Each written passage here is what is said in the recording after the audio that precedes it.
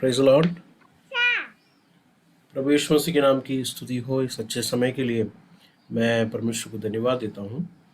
प्रभु के वचन में हम जाएंगे। यूहन्ना का सुसमाचार 14 अध्याय उसका 1 से लेके 14 पंक्ति तक जो है हम लोग ने पिछले दिन में हम लोग ने देखा कि यीशु मसीह किस तरह अपने चेलों को जो है तसल्ली देता है। हम लोग ने देखा सबसे पहला 14 का 1 से लेके 4 वचन में यीशु कह रहा है कि मैं जो जा रहा हूँ तुम्हारे भलाई के लिए जा रहा हूँ, ताकि मैं तुम्हारे लिए घर को तैयार करूँ। और हमने घर के विषय में देखा, घर केवल स्वर्गकाली नहीं बल्कि हमें खुद को परमेश्वर का निवास स्थान बनाने के लिए यीशु मसीह जा रहा है। यीशु जाएंगे तो ही अपनी आत्मा को हमारे भीतर हमारे अंदर भेजेंगे, तब चलकर जो है हम परमेश्वर के घर या मंदिर बन सकेंगे। तो घर का मतलब वहाँ पर 2 अर्थ है। एक विश्वासी का डेस्टिनी, मतलब वो कहाँ पर वो जाने वाला है उस विषय को, और उसके साथ हम परमेश्वर के मंदिर बन गए। फिर उसके बाद यीशु उनसे कहता है कि पिता के पास जाने का मार्ग, सत्य और जीवन यीशु है कर। सत्य जो है, कुछ बातें बुक में लिखा हुआ कुछ सिद्धांत नहीं है। सत्य जो एक व्यक्ति है। यीशु कह रहा है कि मैं हूं सत्य, I am the truth. So truth is a person, Yeshu Masih है सत्य। और पिता के पास जाने का एक ही मार्ग, एक ही सच्चाई है, वो है यीशु मसीह। और यीशु के जरिए से हम पिता को जानते हैं। मतलब परमेश्वर को व्यक्त रूप से एक व्यक्ति किस तरह जानता है, उसे जानने के लिए एक ही मार्ग है, वो है यीशु मसीह। तो यीशु इस जगत पर केवल हमारे पापों के लिए मरने के लिए खाली नहीं आया, बल्कि पिता को दिखाने के लिए कि हु इज गॉड, परमेश्वर कौन है, और वो परमेश्वर की चाहत क्या है, वो परमेश्वर क्या चाहता है हमसे। दूसरा कोई रास्ता नहीं है जानने के लिए, केवल यीशु ही वो रास्ता है उस पिता को जानने के लिए और पिता के पास जाने के लिए। फिर उसके पश्चात तीसरा बात जो हम लोग ने कल के दिन सीखा कि यीशु के जाने के बाद सेवकाई बंद नहीं होता, मिशन बंद नहीं होता। यही मिशन को जो है ये लोग, ये विश्वासी लोग, ये चेले लोग जो है, इसे ले चलना है, इसे आगे ले चलना है। और उसे आगे ले चलने के लिए परमेश्वर क्या करने वाला है, अपनी आत्मा को भेजेगा। इसलिए यीशु ने कहा कि मैं पिता के पास जा रहा हूं, इसीलिए जो मैंने जो काम किया उससे भी ज्यादा तुम उस कामों को तुम करोगे, क्योंकि मैं पिता के पास जा रहा हूं। उसका मतलब मैं पिता के पास जा रहा हूं तो आत्मा को मैं तुम्हारे बीच में भेजूंगा, तुम्हारे अंदर भेजूंगा। जो मैंने आत्मा के सामर्थ्य से जो किया है वैसे ही तुम भी करोगे और उससे ज्यादा करोगे। तो उससे ज्यादा करने का मतलब क्या है, मैंने आप लोगों को बताया। यीशु ने 3 मुर्दों को जिलाए, उसका मतलब ये नहीं कि मैं और आप 10 लोगों को जिंदा करेंगे। ज्यादा मतलब गिनती में ज्यादा नहीं, बल्कि मिशन का एरिया में मतलब यीशु इस्राएल की उस छोटे जगह पर उन्होंने सेवकाई की है। पवित्र आत्मा आने के बाद ये सुसमाचार दुनिया के इंतहा तक, दुनिया के अंत तक जाएंगे। इस मतलब से हमें मेरे से ज्यादा करेंगे करना है। Praise the Lord. और उसके बाद हम लोग ने महत्वपूर्ण बात को देखा कि जो कुछ भी तुम मेरे नाम से मांगोगे मैं करूंगा करके। ठीक है, हम लोग प्रार्थना के एंड में बोलते हैं कि यीशु के नाम से आमेन। कुछ लोग ऐसा लगता है कि यीशु के नाम से आमेन बोलेगा तो एक फॉर्मूला है, मैक्स के जैसे एक फॉर्मूला है, वो फॉर्मूला लिखेगा तो जो है प्रार्थना किया हुआ सारा वस्तु मिल जाएगा। ठीक है, ऐसा सारा बहुत कुछ बातें प्रार्थना किया यीशु के नाम से, एक फॉर्मूला है, वो डालेगा तो ये जो ऊपर जो लिस्ट है वो लिस्ट का पूरा हो जाएगा। ऐसा एक फॉर्मूला नहीं है, लिस्ट देकर वो लिस्ट प्राप्त करने का फॉर्मूला नहीं है यीशु का नाम। मेरे प्रियजनों, नाम, यहूदियों के बीच में नाम जो है बहुत ही महत्वपूर्ण है। हमारे बीच में नाम जो है कभी कभी आगे पीछे कुछ नहीं सोचते, ऐसे कुछ भी नाम रख देते। मेरा एक कजिन बहन है, उसका नाम है चिंजू। चिंजू, मैं उसको पूछा तेरा नाम का मतलब क्या है, उसको भी नहीं मालूम क्या है। मैं बोला तेरा शादी होएगा तो कैसा रहेगा, सब पूछेगा लड़की का नाम क्या है, चिंजू। मतलब कुछ नहीं, ऐसे जो आया मुंह में डाल दिया। तो हम लोग नाम ऐसा डालते हैं। लेकिन यहूदी लोग ऐसा नहीं है। यहूदी लोग जब इन नाम को डालते हैं उनका अर्थ होता है। याकूब का अर्थ है, इसराइल का अर्थ है। तो हर एक नामों का अर्थ होता है। यशुआ, यशुआ का मतलब छुड़ाने वाला, बचाने वाला। तो नाम मतलब उस व्यक्ति का कैरेक्टर को, उस व्यक्ति का व्यक्तित्व को बताता है। तो यीशु के नाम से प्रार्थना करने का मतलब क्या है? यीशु कौन है कर कर जाना हुआ व्यक्ति, यीशु का सेवकाई क्या है, उनका मिशन क्या है, ये जाना हुआ व्यक्ति ही यीशु के नाम से प्रार्थना करना है। समझ में आ रहा है आप लोगों को? तो यीशु से मैं ऐसा प्रार्थना करूंगा तो क्या यीशु के नाम के लिए या यीशु के नाम की महिमा के लिए क्या यीशु ये देगा? यीशु का स्वभाव क्या है? हाँ, अभी इसके पश्चात आप लोग ने यीशु का स्वभाव को थोड़ा जान लिया होगा सुसमाचार में। एक बार रोटी दिया, मछली दिया, सब कुछ दिया, लेकिन दोबारा जब भी रोटी और मछली लेने के लिए आए तो यीशु रोटी मछली नहीं दिया। उसका मतलब ये नहीं है कि यीशु रोटी और मछली उनको नहीं देना चाहते, देना चाहते, लेकिन वो रोटी और मछली से भी बेहतर यीशु देना चाहता है। तो यीशु का स्वभाव यहां पर आप लोग अच्छी तरह जाने। यीशु डिमांड करता है यहां पर, मेरे पीछे आओ और मेरा चेला बनो कर कर। तो ये यीशु का नाम से जब भी मैं मांगूंगा तो क्या ये यीशु जो मेरा मन की इच्छा पूरा देगा क्या वो? तो उसका स्वभाव, उनका व्यक्तित्व, उनका मिशन जानना, ये है उनका नाम का मतलब। तो यहां पर उनके नाम से मांगने का मतलब नो इस नेचर। और दूसरा बात हम लोग ने कल देखा कि क्या हम लोग परमेश्वर से सब बातें मांग सकते हैं क्या? उसका 14 वचन देखें, 14 वचन 13 और 14 देखें, 13 और 14। यूहन्ना का सुसमाचार 14 अध्याय उसका 13 और 14 में लिखा है कि जो कुछ तुम मेरे नाम से मांगोगे वही मैं करूंगा कि पुत्र के द्वारा पिता को महिमा हो।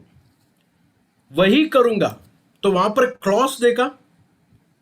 आप लोग बहुत कुछ मांगेंगे, सब कुछ करेगा करके नहीं लिखा है, वही करेंगे जो पुत्र के जरिए से पिता को महिमा होता है। क्लियर? तो ये वचनों को अच्छी तरह समझना। पुत्र को और पिता को महिमा देने वाला वही बातों को ही पुत्र जवाब देगा, सब नहीं। और मैंने कल आप लोग को ये बताया, ये प्रार्थना जो है मिशन के साथ रिलेटेड है, मिशन के साथ जुड़ा हुआ है। ये व्यक्तिगत रूप में मेरा पर्सनली अपनी ख्वाहिशों को परमेश्वर के सामने बताने के बारे में नहीं है। तो आप लोग के मन में एक डाउट आएगा, तो ब्रदर आप क्या कह रहे हैं, हमारा जरूरत तुम लोग परमेश्वर को नहीं कहना है क्या? कहना है, वचन में लिखा है। वचन में लिखा है कि तुम्हारे जरूरतों को कैसा है, धन्यवाद के साथ परमेश्वर के सामने अर्पित करना है। तो हमारे जरूरतों को परमेश्वर के सामने देना है। लेकिन ये वचन हमारे जरूरतों के बारे में नहीं है, बल्कि हमारे मिशन के बारे में, परमेश्वर ने हमें दिया हुआ उस मिशन के साथ रिलेटेड है ये प्रार्थना।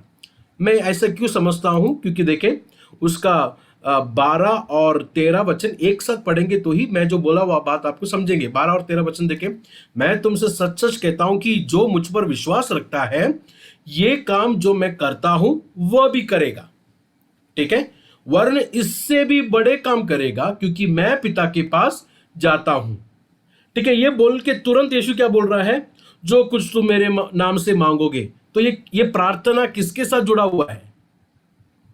किसके साथ जुड़ा हुआ है? परमेश्वर के काम के साथ जुड़ा हुआ है कि नहीं? मेरे से भी अधिक काम तुम करोगे, मेरे जैसा तुम काम करोगे, पवित्र आत्मा को मैं भेजूंगा, पिता के पास मैं जा रहा हूं, जो तुम मांगोगे। देखिए, तो ये मिशन और प्रेयर ये एक साथ जुड़ा हुआ है। तो ये मिशन का प्रार्थना है, व्यक्तिगत पर्सनली उठाकर ग्रीड के लिए, अपनी ख्वाहिश के बातें प्रार्थना करने के लिए नहीं अनुमति देता है कर ये बातें मैं और आप लोग अच्छी तरह समझ लेना है। ठीक है, तो आइए हम लोग जो है अब इतना आप लोग को समझ में आया कर मैं विश्वास करता हूं। आज जो है 15 वचन से जो है हम लोग 15 वचन से देखेंगे। और दूसरी बात, ये यीशु के नाम से जो प्रार्थना है, यीशु के नाम से जो प्रार्थना है, यीशु के साथ जो रिश्ता है वही प्रार्थना करना चाहिए। यीशु के साथ जो जिसका रिश्ता है वही ऐसा प्रार्थना करना चाहिए, नहीं तो उसका प्रार्थना परमेश्वर नहीं सुनेगा। देखिए, प्रेरितों के काम 19वां अध्याय जब हम लोग पढ़ेंगे तो वहां पर कुछ लोग जो है, देखिए क्या करता है 19वां अध्याय में। आइए, प्रेरितों के काम 19वां अध्याय उसका 11 वचन से जरा कोई भी पढ़े। परमेश्वर पौलुस के हाथों से सामर्थ के अनोखे काम दिखाता था यहाँ तक कि रुमाल और अंगोछे उसकी देह से स्पर्श कराकर बीमारों पर डालते थे और उनकी बीमारियां जाती रहती थी और दुष्टात्माएं उनमें से निकल जाया करती थी। परंतु कुछ यहूदी जो झाड़ा फूकी करते फिरते थे यह काम करने लगे कि जिनमें दुष्टात्मा हो उन पर प्रभु यीशु का नाम यह कहकर फूके जिस यीशु का प्रचार पौलुस करता है। मैं तुम्हें उसी की शपथ देता हूँ। और इस प्रवाह नाम के एक यहूदी प्रधान याजक के 7 पुत्र थे जो ऐसा ही करते थे। पर दुष्टात्मा ने उनको उत्तर दिया, यीशु को मैं जानती हूँ और पौलुस को भी पहचानती हूँ, परंतु तुम कौन हो? देखें, और यीशु का नाम लेकर दुष्टात्मा को भगाने के लिए देखा तो दुष्टात्मा ने क्या बोला? यीशु को मैं जानता है, पौलुस को भी जानता है, तुम लोग कौन है? तो यीशु के साथ रिश्ता, बंधन, यीशु कौन है, यीशु का व्यक्तित्व, इस नेचर, इस कैरेक्टर, इस मिशन, गौर से सुनिएगा, यीशु का कैरेक्टर, यीशु का मिशन, यीशु का आइडेंटिटी, यीशु कौन है कर कर ये जानकारी, एक्सपीरियंस वाले ही ये नाम ले सकते हैं। हम लोग प्रार्थना के एंड में जो है कभी कभी जो है वो हम लोग आदत हो जाता है और सुबह सुबह रेडियो ऑन करता है, वजह से 6:30 बजे का रेडियो जो है ऑटोमेटिक चलता है, क्या हो रहा है ऐसा ऑटोमेटिक यीशु के नाम से आमीन। हमें समझ में नहीं आ रहा है कि क्या हो रहा है, ये कौन ले सकता है? यीशु के साथ व्यक्तिगत रूप से जो बंधन रिश्ते में है वो लोग ये नाम ले सकते हैं। और इस नाम को लेने से क्या है, एक फॉर्मूला नहीं है जो हम लोग प्रार्थना करते हो सारे वस्तु मिलने का फॉर्मूला नहीं है, बल्कि क्या है, पुत्र की नाम की महिमा है, पुत्र की पिता की नाम की महिमा है। और परमेश्वर के नाम को ये लेकर परमेश्वर पिता से मांगकर, यीशु के नाम से मांगने वाले को परमेश्वर मिशन में, सेवकाई में मदद करता है कर कर हम लोग ने देखा। आज जो है अभी 15 वचन से जो है हम लोग देखेंगे यूहन्ना का सुसमाचार 14 अध्याय उसका 15 वचन से 15 वचन से लेकर 24 वचन हम लोग आज देखेंगे। अगर समय है तो आगे भी हम लोग जाएंगे। देखिए 15 वचन में क्या लिखा है, मैं आप लोग को 2 वचनों को आप लोग के ध्यान में लेके आया, तो अपने बाइबलों को खोले। 15 वचन देखें, यदि तुम मुझसे प्रेम रखते हो तो मेरी आज्ञा को मानो। ठीक है, 21वां वचन देखें, 21वां वचन, 21वां वचन में क्या लिखा है, जिसके पास मेरी आज्ञाएं हैं वह उन्हें मानता है, वही मुझसे प्रेम रखता है, और जो मुझसे प्रेम रखता है उससे मेरा पिता प्रेम रखेगा और मैं उससे प्रेम रखूंगा और अपने आप को उस पर प्रकट करूंगा। आपने देखा 15 और 21, 15 और 21 में 2 बात, आप एक सिमिलर बात को देख सकते हैं कि नहीं। 15 में क्या लिखा है, तुम अगर मुझे प्रेम रखते हो तो मेरी आज्ञा को मानोगे। 21 में क्या लिखा है, मेरे आज्ञा को मानने वाले मुझे प्रेम रखते हैं। ठीक है, तो 15 और 21 में आज्ञा को मानना, प्रेम रखना, तो ये 2 वचनों के बीच में जो है ना 16 से लेके 20, ये वायदा है, वायदा, प्रॉमिस है। ठीक है, आप लोगों को समझ में आया पिक्चर? 15 वचन और 21 वचन, 15 वचन और 21 वचन दोनों क्या है, पिलर के जैसा है, खड़ा है। और ये पिलर के जैसा खड़ा होकर क्या बोल रहा है कि परमेश्वर को प्रेम रखो, परमेश्वर की आज्ञा को मानो, 15 और 21। और इसके बीच में जो आता हुआ वचन है ना 16 से लेके 20, ये आज्ञा है। ठीक है, नहीं तो ये वायदा है, ये प्रॉमिस है। ये प्रॉमिस कब पूरा होता है मालूम है? जब 15 और 21 को हम पूरा करेंगे तो ही बीच का प्रॉमिस पूरा होता है। अभी बीच का प्रॉमिस हम लोग पढ़ेंगे 16 से लेके 20, जरा पढ़िएगा 16 से लेके 20। मैं पिता से विनती करूंगा और वह तुम्हें एक और सहायक देगा कि वह सर्वदा तुम्हारे साथ रहे, अर्थात सत्य का आत्मा, जिसे संसार ग्रहण नहीं कर सकता क्योंकि वह न उसे देखता है और न उसे जानता है। तुम उसे जानते हो क्योंकि वह तुम्हारे साथ रहता है और वह तुम में होगा। मैं तुम्हें अनाथ नहीं छोड़ूंगा, मैं तुम्हारे पास आता हूँ। देखो, थोड़ी देर रह गई है कि फिर संसार मुझे ना देखेगा, परंतु तुम मुझे देखोगे, इसीलिए कि मैं जीवित हूँ, तुम भी जीवित रहोगे। उस दिन तुम जानोगे कि मैं अपने पिता में हूँ और तुम मुझ में और मैं तुम में, जिसके पास मेरी आज्ञाएं हैं बस और बहुत 16 से लेके 20 का वायदा आपने देखा। मैं तुम्हें कभी अनाथ करके नहीं छोड़ूंगा, मैं तुम्हारे साथ आऊंगा, मैं तुम्हारे साथ सर्वदा रहूंगा, जिस तरह मैं जीवित हूं तुम भी जीवित रहेंगे। कितना वायदा है। मैं आत्मा आएगा, आत्मा तुम्हें कभी छोड़कर नहीं जाएगा। बहुत वायदा 16 से लेके 20 है। लेकिन ये वायदा कितना पिलर में खड़ा है? 2 पिलर में खड़ा है। वो पिलर कौन सा है? 15 और 21। आत्मा अगर सर्वदा हमारे साथ रहना है तो, यीशु का उपस्थिति सर्वदा हमारे साथ रहना है तो 2 कंडीशन है। 15 और 21 क्या कंडीशन? उसकी आज्ञा को मानकर उसे प्रेम रखना, ये 2 कंडीशन है। ऐसा रखने वालों के अंदर सदा सर्वदा आत्मा रहेगा। समझ में आ रहा है आप लोगों को? आत्मा हमारे अंदर सदा सर्वदा। हम जो मर्जी से जी के रहेंगे तो आत्मा ऐसा नहीं रहेगा। सदा सर्वदा आत्मा हमारे अंदर रहना है तो परमेश्वर कहता है मैं तुम्हें कभी अनाथ करके नहीं छोड़ूंगा। मैं अपने मनमानी से जीऊंगा तो मैं अनाथ हो जाएगा। लेकिन 15 और 21 कभी नहीं बोला। यह है कंडीशन। जब मैं परमेश्वर की आज्ञा को मानकर उसे प्रेम करूंगा, सदा सर्वदा वो मेरे साथ रहेगा। वो मुझे कभी अनाथ करके नहीं छोड़ेगा। वो मुझे जिंदा करेगा। वो मेरे पास रहेगा, मेरे साथ रहेगा। वो वायदा पूरा मेरे लिए है। ठीक है? तो ये 15 और 21 कभी नहीं मिला। यीशु 15 और 21 देखे। 15 और 21 और एक बार जरा आप लोग बाइबलों को खोलकर जरा पढ़े। 15 में मैं पढ़ता हूं, यदि तुम मुझसे प्रेम रखते हो तो मेरी आज्ञा को मानोगे। तो प्रेम और आज्ञा को मानना बराबर है।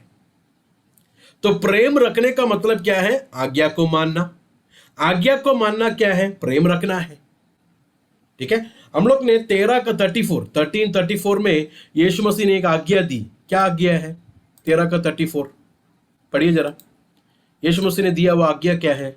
13:34 में, मैं तुम्हें एक नई आज्ञा देता हूँ कि एक दूसरे से प्रेम रखो, जैसा मैंने तुमसे प्रेम किया। ये यीशु का आज्ञा है। अगर हम लोग ये आज्ञा नहीं मान रहे तो यीशु को प्यार कर रहे हैं क्या हम लोग? नहीं। अगर हम लोग आपस में प्यार नहीं कर रहे तो कितना भी बार यीशु तुझसे मैं प्यार करता हूं करके बोल गाएंगे तो भी यीशु को प्यार नहीं कर रहे हम लोग। यीशु को प्यार करने का सबसे बड़ा सबूत क्या है मालूम है? यीशु ने दिया हुआ छोटी सी आज्ञा भी मैं और आप लोग मान रहे हैं। तो यहां पर देखिए कितना कनेक्टेड है। यीशु को प्यार करना मतलब आज्ञा को मानना, आज्ञा को मानना मतलब यीशु को प्यार करना। तो यीशु को प्यार करने वाला एक चेलों के अंदर परमेश्वर एक सहायक को भेजने वाला है जो हमेशा उनके साथ रहेगा, उन्हें कभी अनाथ कर नहीं छोड़ेगा। तो आज जो है मैं आप लोग से पवित्र आत्मा के विषय में ये चैप्टर में से रुककर आप लोग से आगे बात करने वाला हूं। मुझे पता है कि आप लोग के बीच में मैंने 4 दिन का एक क्लास लिया था पवित्र आत्मा के बारे में, Holy Spirit as a person. पवित्र आत्मा को व्यक्ति के बारे में मैंने बताया, तो कुछ लोग उस क्लास में थे, इसलिए मैं ज्यादा उस डिटेल्स में नहीं जाऊंगा। लेकिन जो जरूरी बात है उसमें हम लोग आज गौर करेंगे। 16 वचन देखें। 16 वचन 14 अध्याय का 16 वचन में क्या लिखा है?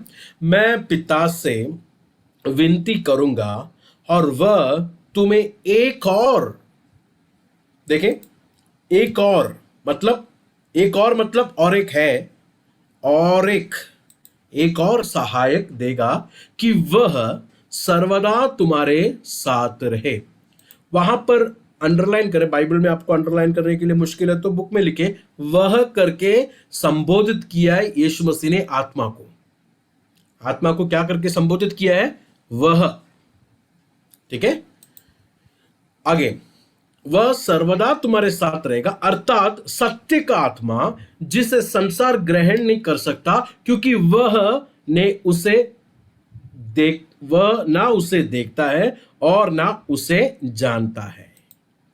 उसे करके इस संबोधित किया पवित्र आत्मा को। उसे नहीं जानता है और उसे नहीं देखता है, तुम उसे जानते हो क्योंकि वह तुम्हारे साथ रहता है और वह तुम में होगा। तो यहां पर 16 वचन में पवित्र आत्मा, 16 और 17 वचन में हम लोग देखा कि पवित्र आत्मा को दिया गया वो वर्ड जो है क्या है? सहायक। सहायक वर्ड हेल्पर है। एक्चुअली ग्रीक भाषा में, यूनानी भाषा में होली स्पिरिट को दिया गया वो वर्ड का मतलब हेल्पर नहीं है। हेल्पर हम लोग इस्तेमाल कर सकते हैं लेकिन वो बहुत ही दुर्बल ट्रांसलेशन है। ओरिजिनल ग्रीक वर्ड का मतलब क्या है मालूम है? एडवोकेट। क्या है उसका मतलब? एडवोकेट या वकील करके हम लोग बोलते हैं, लेकिन आजकल के वकील के जैसा उस हिसाब से नहीं लेना, एडवोकेट। नहीं तो पैराक्लिटोस, पैराक्लिटोस करके जो ग्रीक वर्ड है उसका मतलब एडवोकेट। तो ये पैराक्लिटोस करके जो वर्ड है यूहन्ना के सुसमाचार में, यूहन्ना के खत में हम लोग देख सकते हैं। यूहन्ना 14 का 16 में लिखा है, लिख के लेना। यूहन्ना 14 का 16 में है, यूहन्ना 14 का 26 में है, यूहन्ना 14 का 16 में है, 14 का 26 में है, 15 का 26, 1526 में है एडवोकेट, 1526, 16:7, 16 का 7 में है, 16 का 7। ठीक है, तो ये चैप्टरों में सब आप लोग ये वर्ड पैराक्लिटोस नहीं तो एडवोकेट करके वर्ड रिपीट होता हुआ हम लोग देख सकते हैं। 16 वचन में हम लोग ने क्या देखा? एक और सहायक, एक और एडवोकेट नहीं तो एक और पैराक्लिटोस मैं तुम्हें देता हूं। एक और मतलब एक और एक देता हूं, उसका मतलब ऑलरेडी एक है और एक देता हूं, मतलब दो है कि नहीं? दो पैराक्लिटोस है नहीं तो दो एडवोकेट है। तो दूसरा एडवोकेट पवित्र आत्मा है, तो पहला एडवोकेट कौन है? पहला यूहन्ना 2 का 1 जरा पढ़े। पहला एडवोकेट कौन है? फर्स्ट एडवोकेट पहला यूहन्ना 2 का 1। हे मेरे बालकों, मैं ये बातें तुम्हें इसलिए लिखता हूँ कि तुम पाप ना करो, और यदि कोई पाप करे तो पिता के पास हमारा एक सहायक है, अर्थात धर्मी यीशु मसीह। हाँ, तो पहला पैराक्लिटोस कौन है? यीशु मसीह है पहला सहायक। ये यीशु कह रहा है कि मैं एक और सहायक, एक और पैराक्लिटोस को, एडवोकेट को तुम्हें देकर जाता हूं। ठीक है, तो कोई ऐसा नहीं समझना कि पवित्र आत्मा जो है यीशु का दूसरा रूप है। नहीं नहीं नहीं नहीं नहीं, यीशु का दूसरा रूप नहीं है पवित्र आत्मा, बल्कि यीशु के जैसा शक्ति, सामर्थ, अधिकार, ज्ञान, सब कुछ वाला दूसरा एक व्यक्ति है। Is a distinct person. Yeshu का दूसरा रूप नहीं आत्मा, ठीक है, बल्कि ये एक अलग व्यक्ति। इसलिए यीशु ने कहा कि मैं एक और सहायक तुम्हें देकर जाता हूं। देखिए, ये त्रिएकता नहीं तो ट्रिनिटी अच्छे से हम लोग को समझ कर जाना है। तो यीशु का दूसरा रूप नहीं है पवित्र आत्मा, बल्कि he is a distinct person. Yeshu के जैसा अधिकार, यीशु के जैसा स्वभाव वाला एक और सहायक। ये सहायक को 3 और नाम दिया गया है, आप लोग लिख के लेना। 3 और नाम दिया गया है जो अलग अलग ट्रांसलेशन में पाया जाता है। गलत नहीं है वो, लेकिन वो रूट वर्ड में या पैराक्लिटोस का मतलब में नहीं आता है। पैराक्लिटोस का मतलब एडवोकेट है। बाकी 3 मतलब, सबसे पहला कंफर्टर। कंफर्टर का मतलब दिलासा देने वाला।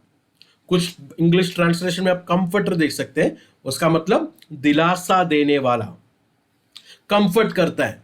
लेकिन वचन सुनने के वक्त, गीत सुनने के वक्त हमारे अंदर क्या देता है? हमें आश्वासन देता है, दिलासा देता है। कुछ लोग बोलते हैं ना, ये गीत सुनकर मुझे दिलासा हुआ, ये वचन सुनकर मुझे दिलासा हुआ। ये पवित्र आत्मा का काम है जो हमें क्या करता है? कंफर्ट देता है। दूसरा हेल्पर, वही है हिंदी ट्रांसलेशन में हम लोग देखते हैं सहायक, हेल्पर, सहायक।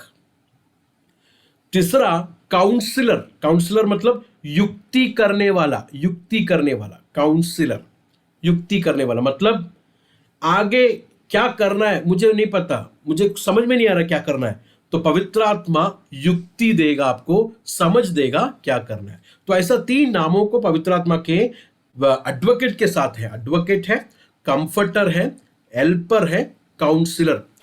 पैराक्लेटोस का देखिए कितना अलग अलग मतलब है। दिलासा देने वाला, सहायक करने वाला, युक्ति करने वाला। एडवोकेट का मतलब क्या है? मैंने आप लोग को 3 मतलब समझाया, कंफर्टर, हेल्पर, काउंसलर का मतलब समझाया। एडवोकेट का मतलब क्या? एडवोकेट का मतलब कोर्ट में जब आप खड़ा है तो आपके साथ खड़ा रहकर आपके लिए, आपके काम के लिए या आपके विषय के लिए बात करने वाला। अभी उदाहरण से कोर्ट में हम लोग को जाएगा तो एक वकील का जरूरत है। क्यों वकील का जरूरत है? हम लोग कुछ जाके उधर जाके नहीं बोल सकता है क्या?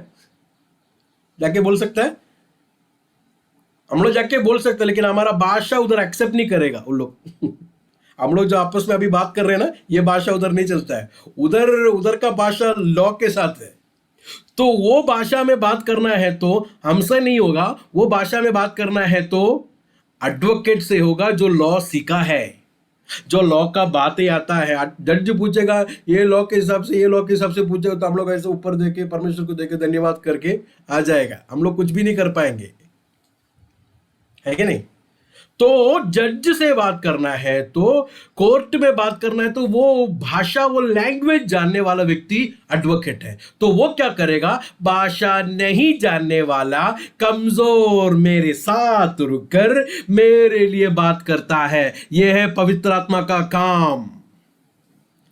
बिना शक्ति वाला, बिना सामर्थ वाला, कमजोर मेरे साथ खड़ा रहकर मेरे लिए, मेरे विषय में, परमेश्वर के विषय में, यीशु मसीह के विषय में मेरे जरिए से बात करता है। इसके लिए पवित्र आत्मा को मेरे और आपके लिए दिया है। समझ में आ रहा है आप लोगों को? हम लोग पेंटिकोस्ट लोगों के लिए एक सोचे पवित्र आत्मा क्यों दिया है? ब्रदर पवित्र आत्मा क्यों दिया है? वो गाने के एंड में अन्य भाषा बोलने के लिए, है कि नहीं? नॉर्थ इंडिया में उतना बड़ा ये नहीं है, लेकिन साउथ इंडिया में है। केरला साइड में आएगा तो पहला गाना ठीक है, दूसरा गाने के एंड में आएगा 5-10 मिनट, किसको भी नहीं पकड़ सकता है। सब लोग दूसरा लेवल में चले जाता है, क्योंकि उनको लगता है कि गाने के एंड में आता है, गाना खत्म हो जाता है, आत्मा चले जाता है। फिर कभी आता है, फिर जब पास्टर प्रचार करेगा तो आएगा, प्रचार के बाद गया, फिर कभी आएगा, फिर अगले संडे आएगा। अन्य भाषा बोलने के लिए नहीं, प्रचार करने के लिए नहीं पवित्र आत्मा आया। अब तक आप लोग ने देखा है कि जब यीशु गवाही दे रहा है, यीशु के खिलाफ लोग क्या कर रहे हैं? पत्थर उठाकर मार रहे हैं, यीशु के खिलाफ बात कर रहे हैं। यीशु कह रहा है कि मेरा जाने के बाद ये बंद नहीं होने वाला।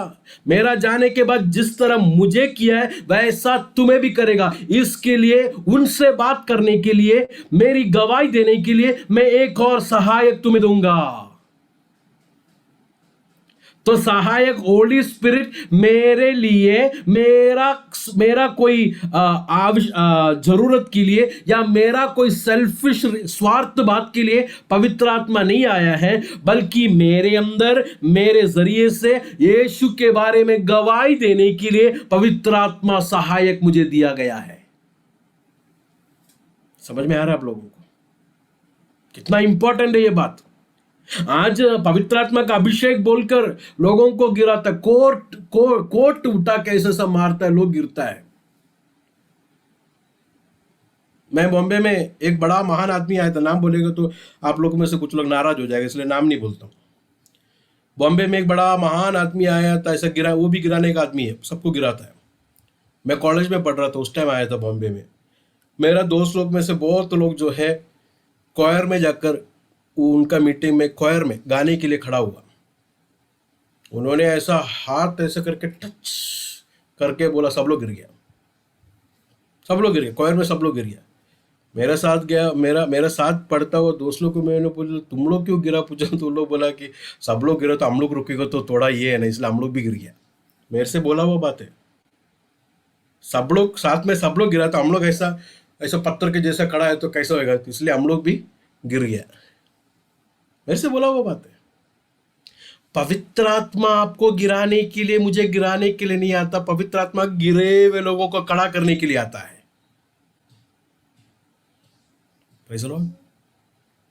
पवित्र आत्मा का काम गिराने का नहीं है। पवित्र आत्मा किसके लिए आया है? ठीक है, अगर गिर गया तो भी आपके अंदर क्या ऐसा परिवर्तन हुआ गिर के उठने के बाद? मेरा सवाल यह है। पवित्र आत्मा ऐसी आके एक फीलिंग देकर, ओह आज आज का आराधना बहुत अच्छा था, ऐसा एक फीलिंग खाली देने के लिए आत्मा आया है क्या? नो, मैंने वचन पढ़ा तो ऐसा एक थोड़ा देर एक फीलिंग देकर जाने के लिए नहीं, इसके लिए नहीं आया। मुझे अभी भी आज मुझे पता नहीं, आप लोग के बीच में बोला है कि मैं कुवैत में एक जगह पर एक अफ्रीकन चर्च में प्रचार करने के लिए मुझे बुलाया। प्रचार के बाद पास्टर ने बोला कि कुछ लोगों को प्रेयर करने के आगे लेके आया। कुछ लोग आए प्रेयर करने के लिए, मैं ऐसे हाथ उठा के प्रार्थना की, सब गिर गए। मुझे डर हो गया, मैं सोचा कि कोई व्हाट्सअप खींचा है क्या, मैं इसलिए आजू बाजू में देखा कि कोई है क्या, क्योंकि मेरे जीवन में पहली बार हो रहा है। मैंने ऐसे हाथ खाली उठा, कुछ नहीं, सबको ब्लेस करके सब प्रार्थना कर रहा था, ये सब गिर गए। मैं टेंशन में आ गया, मैं बोला कि नया कुछ मुझे मिल गया क्या, ऐसा सब मैं टेंशन में बहुत शुरू टाइम था। तो मुझे जो लेके गया फैमिली में बोला कि पास्टर जी आप टेंशन मत लो, वो सब मीटिंग में गिरता है, वो लोग सब मीटिंग में गिरता है, कोई भी हाथ उठाएगा तो वो लोग। तब चलकर मुझे थोड़ा आश्वासन हुआ। तो कुछ लोग गिरने के लिए जाते हैं, कुछ लोग वो एटमॉस्फेयर के वजह से, उधर का वातावरण के वजह से गिर जाते हैं। ये सब एक अभिषेक है करके दिखाने का एक गिमिक्स का लिए है, उसमें आत्मा का कोई काम नहीं है। आत्मा फीलिंग काली देने के लिए नहीं आया। मैं ये नहीं कह रहा हूं कि आत्मा आएगा तो फीलिंग नहीं होएगा। मैं अन्य भाषा में आराधना करने वाला व्यक्ति हूँ, आत्मा आएगा तो मैं रोता हूं, आत्मा आएगा तो मैं चिल्लाकर प्रभु को धन्यवाद देता हूं, ये सब है। लेकिन ये बात के लिए काली नहीं आत्मा आता है, बल्कि मेरे और आप लोग के साथ सहायक होकर खड़ा होकर यीशु का गवाही देने के लिए, to be a witness of Jesus in this world. ये दुनिया में गवाह होने के लिए यीशु मसीह अपने आत्मा को हमारे बीच में भेजा है, हमारे अंदर भेजा है। आगे मैं आपको बताऊंगा। होली स्पिरिट, पवित्र आत्मा करके नाम है। पवित्र आत्मा का मतलब क्या है? तो पवित्र आत्मा आएगा तो पवित्र जिंदगी जीने के लिए मददगार हमारे अंदर आया है, पवित्र जीवन जीने के लिए। यह पवित्र आत्मा के बारे में अगला नाम दिया कि सत्य का आत्मा। सत्य का आत्मा मतलब सच्चाई को प्रकट करने वाला आत्मा, मतलब सच्चाई में चलने के लिए आत्मा को दिया गया है, पवित्र जीवन जीने के लिए आत्मा को दिया गया है। केवल एक अनुभव देने के लिए काली नहीं, बल्कि पवित्र जीवन जिए, गवाही का जीवन जिए और सत्य में चलने के लिए पवित्र आत्मा सहायक हमारे साथ, हमारे बीच में आया हुआ है। कितने लोगों को समझ में आ रहा है? यहां पर देखिए, यीशु कह रहा है 16 वचन में कि एक और सहायक यीशु के जैसा। 3 बातों को मैं आप लोगों को बताता हूं। यीशु और पवित्र आत्मा दोनों जो है सत्य है, सच्चाई है, दोनों सच्चाई है। देखिए 1:14, यूहन्ना 1:14, कोई भी जरा पढ़े, यूहन्ना 1:14।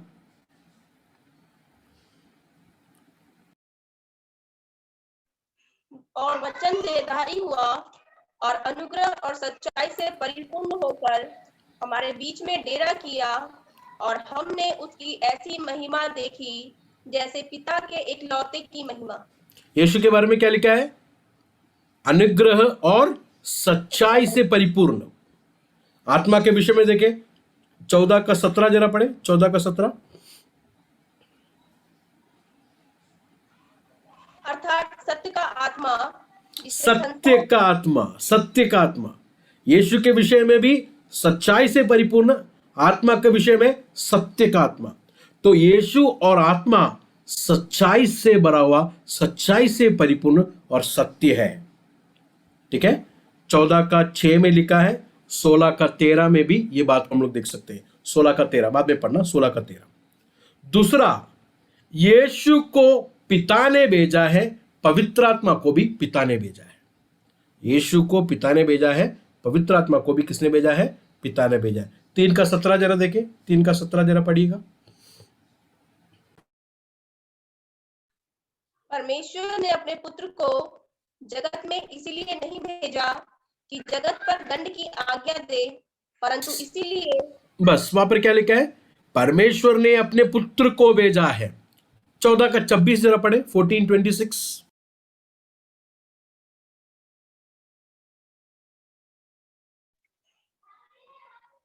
परंतु सहायक अर्थात पवित्र आत्मा जिसे पिता मेरे नाम से भेजेगा वह तुम्हें सब बातें सिखाएगा। देखिए, और जो पिता भेजता है आत्मा को भी, यीशु भी सिखाता है, पवित्र आत्मा भी सिखाता है। तीसरा बात, यीशु और जीसस के विषय में मैं कह रहा हूं।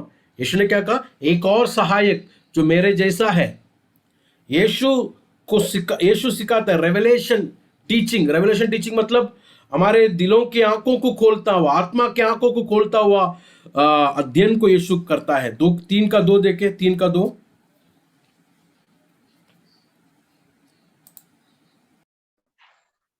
उसने रात को यीशु के पास आकर उससे कहा, हे रब्बी, हम जानते हैं कि तू परमेश्वर की ओर से गुरु होकर आया है। हाँ, परमेश्वर की ओर से आया हुआ गुरु, you are the teacher, Jesus से कह रहा है। 6:59 जरा देखिए, 6:59।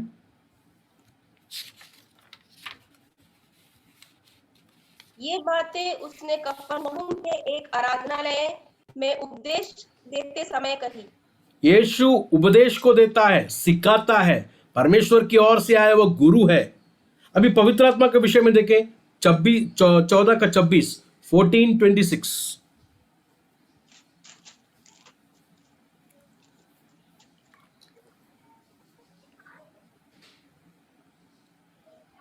परंतु सहायक अर्थात पवित्र आत्मा जिसे पिता मेरे नाम से भेजेगा वह तुम्हें सब बातें सिखाएगा। हाँ, और जो पवित्र आत्मा सिखाएगा करके लिखा है, टीचर है। 16:13 और 15, 13 से लेके 15 जरा पढ़े। 16 अध्याय का 13 से लेके। परंतु जब वह अर्थात सत्य का आत्मा आएगा तो तुम्हें सब सत्य का मार्ग बताएगा, क्योंकि वह अपनी ओर से ना कहेगा, परंतु जो कुछ सुनेगा वही कहेगा, और आने वाली बातें तुम्हें बताएगा। वह मेरी महिमा करेगा, क्योंकि वह मेरी बातों में से लेकर तुम्हें बताएगा। जो कुछ पिता का है वह सब मेरा है, इसलिए मैंने कहा कि वह मेरी बातों में से लेकर तुम्हें बताएगा। तो देखिए, यहां पर बताएगा, सिखाएगा कर कर पवित्र आत्मा के विषय में कह रहा है। तो यहां पर यीशु के जैसा अधिकार, यीशु के जैसा स्वभाव है ये सहायक को। अगर इस क्लास में किसी के अंदर पवित्र आत्मा का विषय में कोई भी डाउट है तो यीशु को देखें। यीशु कैसा है वैसे ही है पवित्र आत्मा। दोनों यीशु का, मैंने जिस तरह पहले कहा, यीशु का अलग रूप नहीं है पवित्र आत्मा। यीशु और पवित्र आत्मा दो अलग व्यक्ति है, 2 डिफरेंट डिस्टिंक्ट पर्सन है, लेकिन दोनों का अधिकार, दोनों का कैरेक्टर, दोनों का स्वभाव, काम करने का ढंग, सब कुछ क्या है? एक है।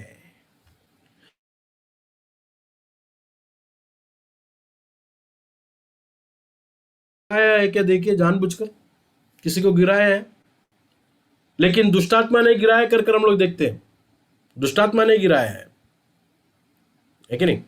तो यहां पर हमें ये बात को अच्छी तरह जानने की जरूरत है कि यीशु के जैसा स्वभाव, यीशु के जैसा ही है पवित्र आत्मा करके।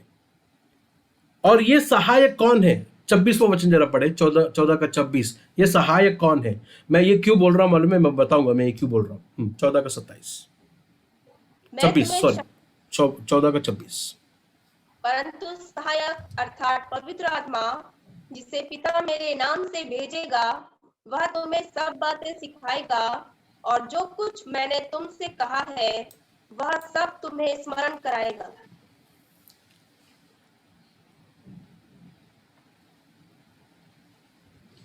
ठीक है, देखिए 26 वचन में क्या लिखा है? परंतु सहायक अर्थात पवित्र आत्मा। तो ये सहायक कौन है? सहायक पवित्र आत्मा है कर कर 26वां वचन में बता गया है।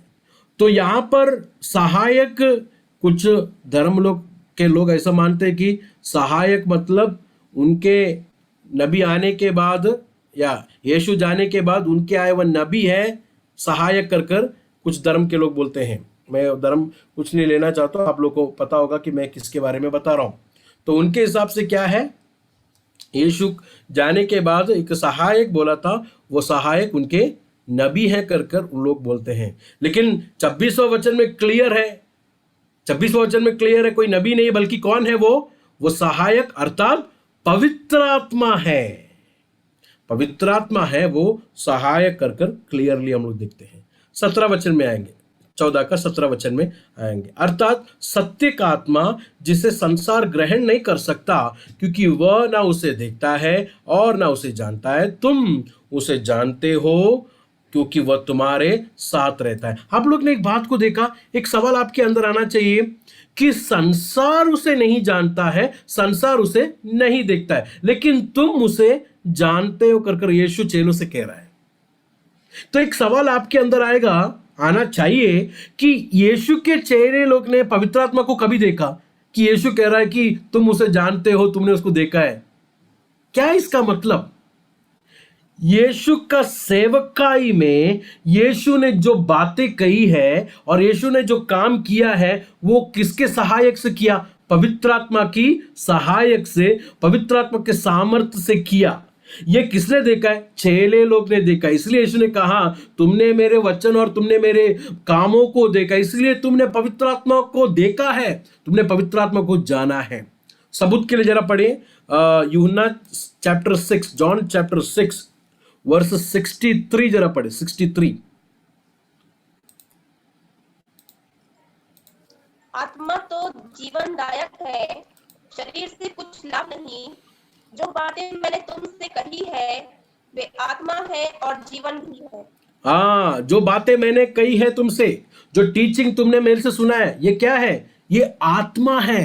This is spirit field. तो यीशु ने लाजर को जिलाया आत्मा के सामर्थ्य से, रोगी को चंगाई की आत्मा के सामर्थ्य से, यीशु ने सिखाया आत्मा के सामर्थ्य से। तो आत्मा के कामों को डिसाइपल्स, चेले लोग ने ऑलरेडी जीसस में देखा है।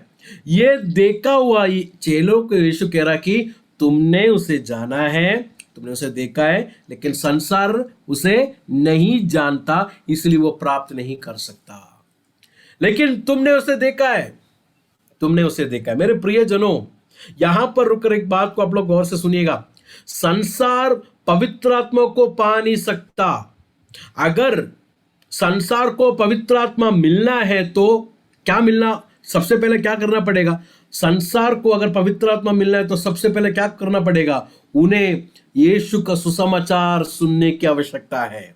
सुसमाचार सुनकर यीशु पर विश्वास करने वाले को देता हुआ दान का नाम है पवित्र आत्मा का दान। समझ में आ रहा है आप लोगों को? तो संसार ये पवित्र आत्मा को अगर पाना है तो वो संसार परमेश्वर यीशु पर विश्वास करना है। आगे देखिए, 18 वचन से देखेंगे। 18 वचन से क्या लिखा है? वहां पर लिखा है कि मैं तुम्हें अनाथ नहीं छोड़ूंगा, मैं तुम्हारे पास आता हूं। यीशु कह रहा है कि मैं तुम्हें कभी अनाथ कर कर नहीं छोड़ूंगा, मैं तुम्हारे पास आता हूं। और थोड़ी देर रह गई है कि फिर संसार मुझे ना देखेंगे, परंतु तुम मुझे देखोगे, इसलिए कि मैं जीवित हूं, तुम भी जीवित रहेंगे। तो यहां पर देखिए, यीशु इनसे कह रहा है कि मैं तुम्हें कभी अनाथ कर कर नहीं छोड़ूंगा। ये अनाथ करके जो वर्ड है, अनाथ का मतलब क्या है? जिसको मां नहीं, जिसको पिता नहीं, मां बाप नहीं है, अनाथ है। तो अनाथ का मतलब हेल्पलेस, सहायक करने के लिए, मदद करने के लिए कोई नहीं, सिक्योरिटी, प्रोटेक्शन नहीं है, उन्हें वो लोग सुरक्षित नहीं है, उनको मदद नहीं है, वो लोग सुरक्षित भी नहीं है। यीशु कह रहा है कि तुमको मैं कभी ऐसा नहीं छोड़ूंगा, बल्कि मैं तुम्हें सहाय करूंगा और तुम्हें सुरक्षित, आई विल प्रोटेक्ट यू, मैं तुम्हें सुरक्षा दूंगा। पुराने नियम में अनाथ लोगों को देखभाल करने के लिए प्रभु का वचन क्लियरली बोलता है, उनको खाना, उनको सुरक्षित रखना, उनको हर एक बात प्रोवाइड करने के लिए पुराने नियम में हम लोग देखते हैं। अगर नहीं देखेंगे, अनाथ लोगों को अगर नहीं देखेंगे तो क्या होगा मालूम है? प्रभु खुद अनाथ लोगों को देखेगा और अनाथ लोगों को पीड़ित करने वालों को प्रभु कभी नहीं छोड़ेगा। देखिए, आप लोग बाद में पढ़ना, व्यवस्था विवरण 10 का 18 लिख के लेना। व्यवस्था विवरण 10 का 18 में है। ड्यूट्रॉनमी चैप्टर 10 वर्स 18, 14 का 29 में है, 14 का 29।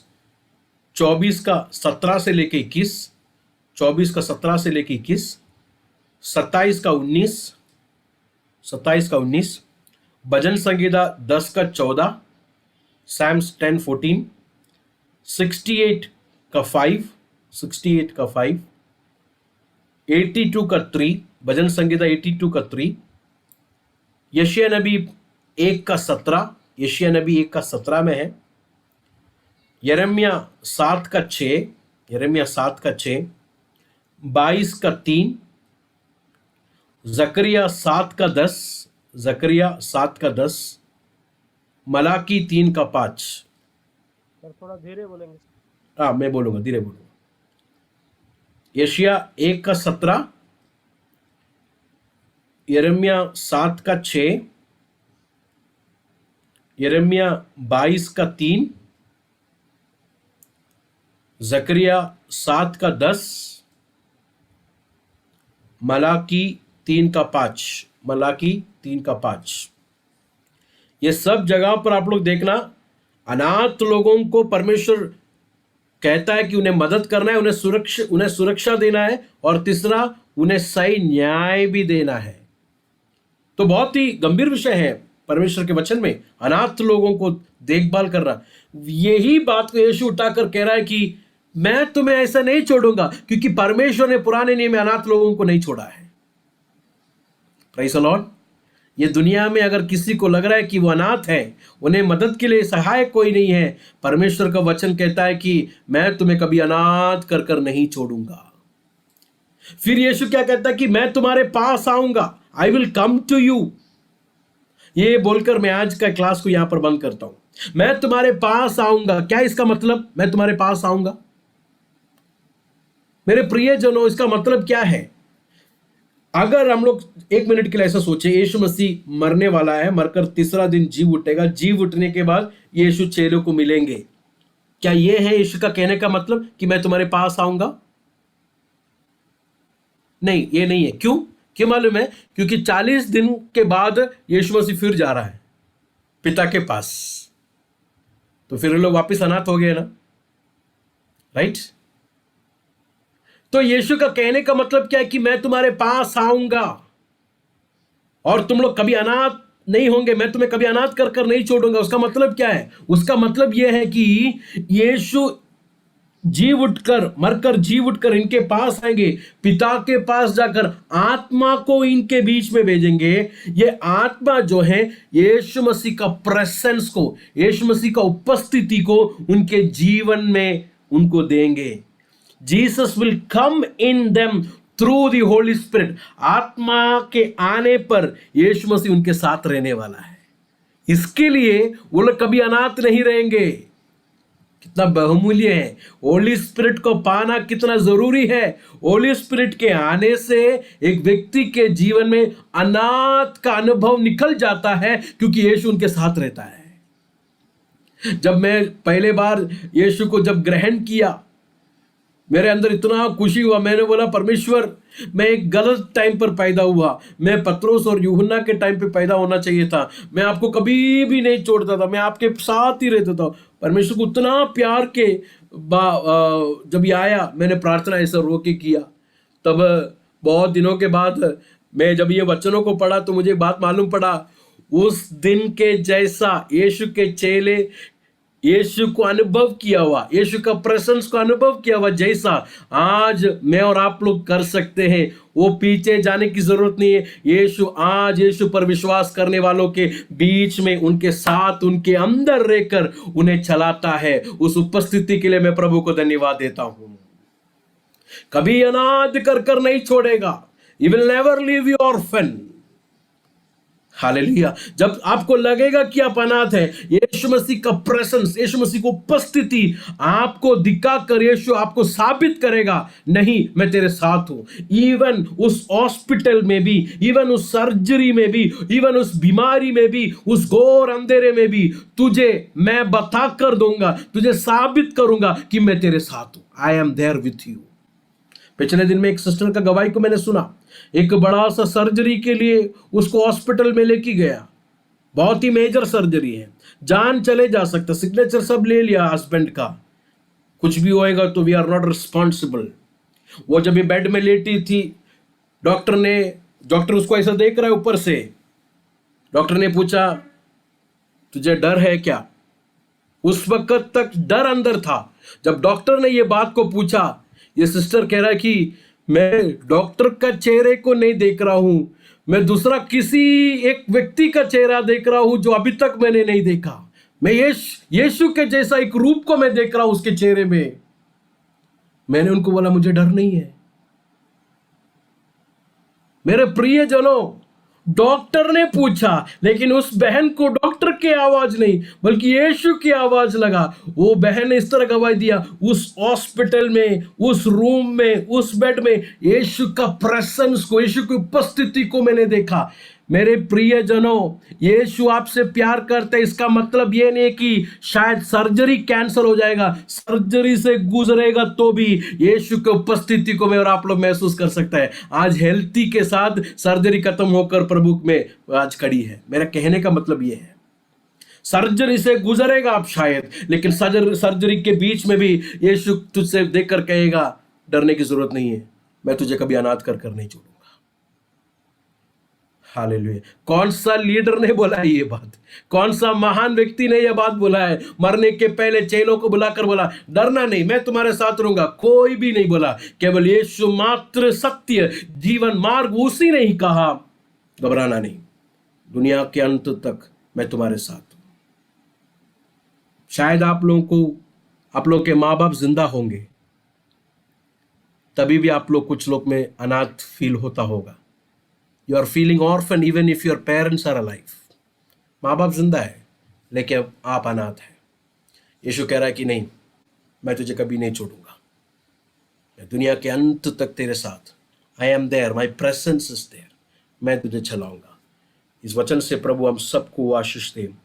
होली स्पिरिट करके महत्वपूर्ण एक सब्जेक्ट हम लोग आज शुरू किया है, वेरी इंपॉर्टेंट। होली स्पिरिट के बारे में खाली टीचिंग नहीं सुने, बल्कि ये टीचिंग सुनने के वक्त दिल खोलकर, आंखों को बंद करके परमेश्वर से कहे, परमेश्वर अपने आत्मा को मेरे अंदर उंडेल। आत्मा को मिला हुआ लोग बोले, पवित्र आत्मा का नया एक अनुभव मेरे अंदर तू दे, पवित्र आत्मा का एक नया उपस्थिति को। इस वक्त आप लोग प्रार्थना करें, अपने मुंह को खोलकर, अपने आंखों को बंद करें, हाथों को स्वर्ग की ओर उठाकर खड़े।